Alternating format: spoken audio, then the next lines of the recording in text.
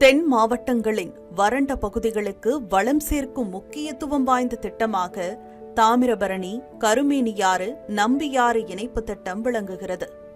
இந்த திட்டத்தின் மூலம் பெறப்படும் உபரி நீர் வீணாக கடலில் கலப்பதாக விவசாயிகள் குற்றம் சாட்டி வந்தனர். இதனையடுத்து உபரி நீர் செல்லும் வழியில் தமிழாக்குறிச்சி பகுதியில் தடுப்பணை கட்ட முடிவு செய்யப்பட்டது. இதனை கட்டி முடிக்க 1060 கோடி ரூபாயாகும் என மதிப்பிடப்பட்ட நிலையில் மத்திய அரசின் ஜல்சக்தி அமைச்சகம் 872 கோடி ரூபாய் நிதி வழங்கியது. அனைத்து பணிகளும் முடிவடைந்த நிலையில் கடந்த பிப்ரவரி மாதம் முதலமைச்சர் ஸ்டாலின் இந்த தடுப்பணையை திறந்து வைத்தார். ஆனால் தமிழாக்குறிச்சி தடுப்பணை கட்டப்பட்டு ஓராண்டு கூட முடிவடையாத நிலையில் அதில் தற்போது விரிசல் ஏற்பட்டுள்ளது அப்பகுதி மக்களிடையே அதிருப்தியை ஏற்படுத்தியுள்ளது.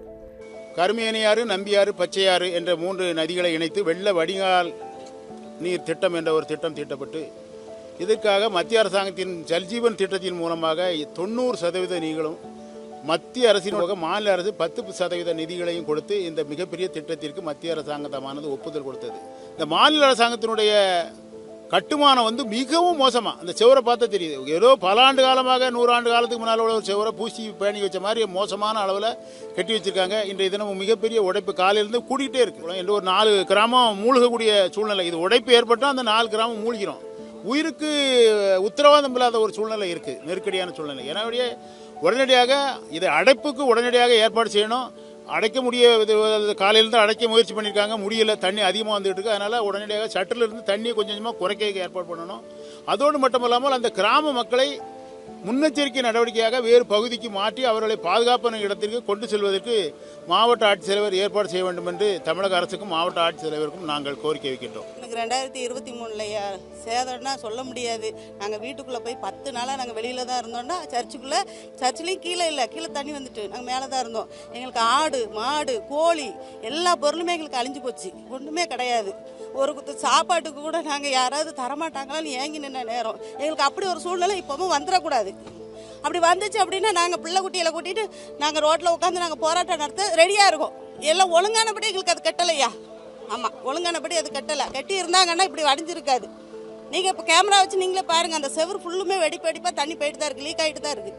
தமிழாக்குறிச்சி தடுப்பணையானது தாமிரபரணியின் உபரி நீருடன் சேர்த்து பச்சையாறு, கோரையாறு போன்ற பகுதிகளில் இருந்து வரும் காட்டாற்று வெள்ளத்தையும் தாங்க வேண்டிய நிலையில் உள்ளது.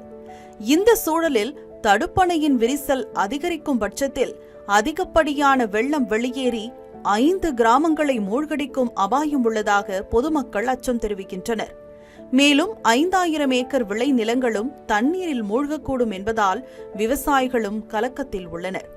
மத்திய அரசு 90% நிதியை வழங்கியுள்ள போதிலும் பொதுப்பணித்துறையினர் அலட்சியத்துடன் கட்டுமான பணிகளில் ஈடுபட்டதால்தான் தடுப்பணையில் விரிசல் ஏற்பட்டுள்ளதாக பொதுமக்கள் குற்றம் சாட்டியுள்ளனர்.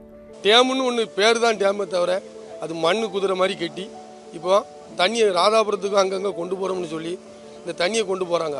ஆனால் கொண்டு போகிற பாதையில் இருக்கிற டேமில் ஏகப்பட்ட பிரச்சனை. இந்த பாருங்க, 10 வருஷத்துக்கு முன்னாடி கட்டின சோறு மாதிரியா இருக்குது. அப்படி இல்லை, ரொம்ப சிதில் அடைஞ்சி மரங்கள்லாம் முளைச்சி இப்போ ஒரு 10 நாளைக்கு முன்னாடி மரத்தெல்லாம் அறுத்து எடுத்தாங்க.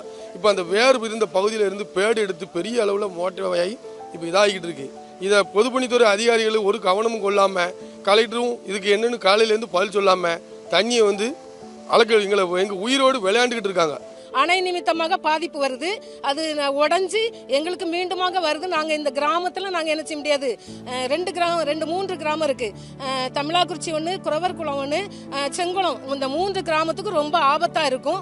அதனால நாங்கள் நைட்டு கூட பிள்ளைகளை வச்சுக்கிட்டு ரொம்ப என்ன செய்ய முடியாது, தூங்க முடியாது, பயம் இருக்கும். அதனால நாங்கள் எப்படி தப்பிச்சு கொள்வோம் அப்படின்னு கூட தெரியாது. இந்த விரிசல் மேலும் பெரிதாகி உடைப்பு ஏற்படுவதற்கு முன்பாக அதனை சரி செய்ய வேண்டுமென பொதுமக்களும் விவசாயிகளும் வலியுறுத்தியுள்ளனர்.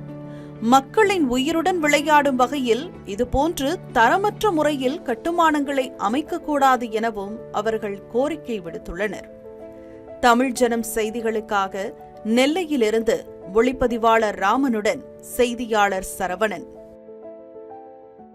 13 years of trust, a revolution of gratitude, 100% assured appreciation. With gratitude, G Square oda 13th year anniversary offer plot villa apartment எது புக் பண்ணாலும் 25 வருஷத்துக்கு பவர் இருக்கும் ஆனா EB bill இருக்காது. Up to 5 kilowatt solar panels with no additional cost ஓட கிடைக்கும். Zero EB revolution. To book call 8939710009.